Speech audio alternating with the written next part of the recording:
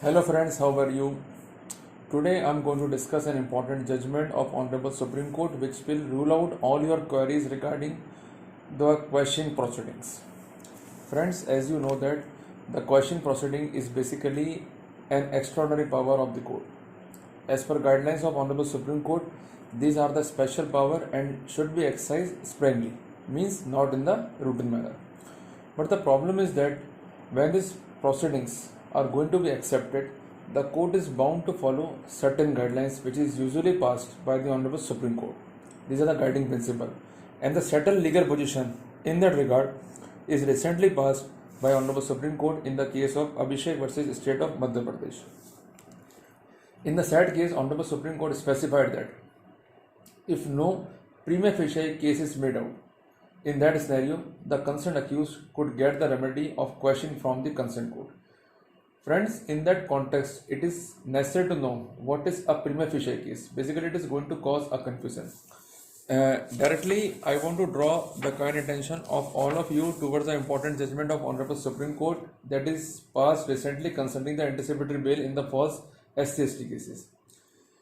In that case, the court specified that if there is no prima facie case, the bar of section 18 and 18A would not be applicable. So, the word which was emphasized by Honorable Supreme Court is prima facie. The court itself explained that if the complaint is not reasonable, means the allegations are totally suspected, concocted, and apart from that there is no basis, even foundational facts are not on the record to support the said allegation.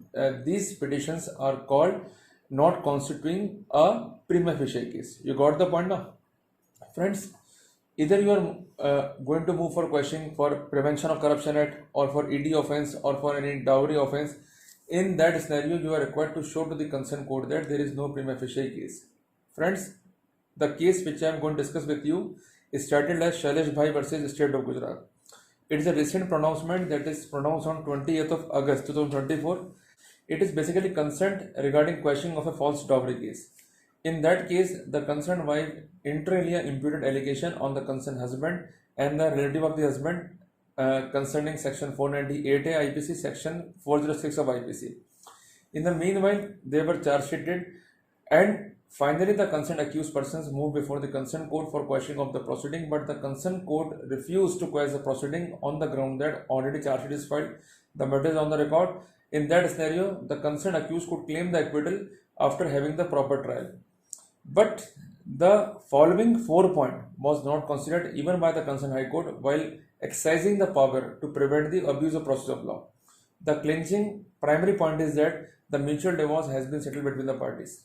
That is a very important point and this point is totally uncontroverted. Apart from that, she has been remarried, and third point is that she is blessed with children from subsequent husband, and number fourth point is that the court has served a notice. She is not contesting the consent petition, but despite of that, all the points had been rejected by the concerned Gujarat High Court, and inter alia the petition has been rejected and serious perjury has been sustained to the concerned applicant, and that's why they moved before the Honorable Supreme Court for vindication of the grievances.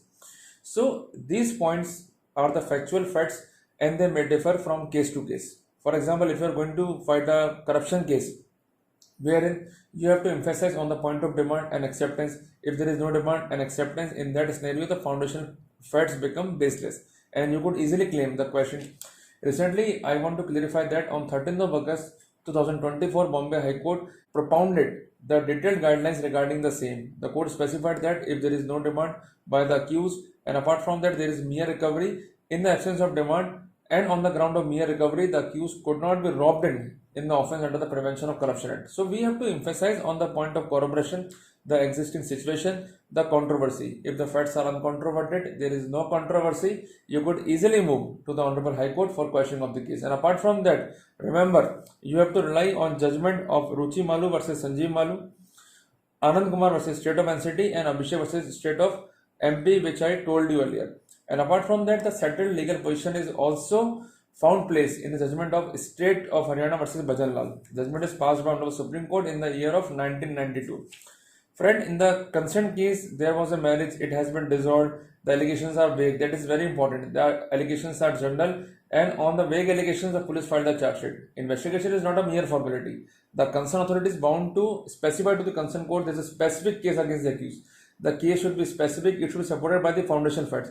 If the facts are totally contradictory, they are the vague allegations, and apart from that, allegations are general. In that scenario, we could easily claim the benefit of uncorroboration, no prima facie case, and could easily claim the benefit of quashing. Friends, it is to be noted that in the present case at hand, the court specified that even after filing of charge sheet, you may easily go for the quash proceeding, and in that case, the court has inter alia quashed the proceeding by exercising the power of Article 142 of Constitution of India. So, this has been inter alia indicates the 10 important point in favor of any person who is willing to go to the Honorable High Court for quashing proceeding. Point number 1. Whenever you are going to plan for the quashing proceeding, do not act in anxiety. If the FIR does not constitute a case, means allegations are general, and apart from that, you are sure that there is no evidence against you, but police is going to harass you, and police by the virtue of confession and by any other method which is totally inadmissible in the Indian Evidence Act, you could easily move for the question. Number 1. Number 2, apart from that, you have to observe that the concerned authority in which manner is going to collect the evidence. If the method is totally wrong, apart from that, you had made the submissions. In that scenario, you could move to the Honorable High Court for questioning of the proceeding, including the point of fair investigation.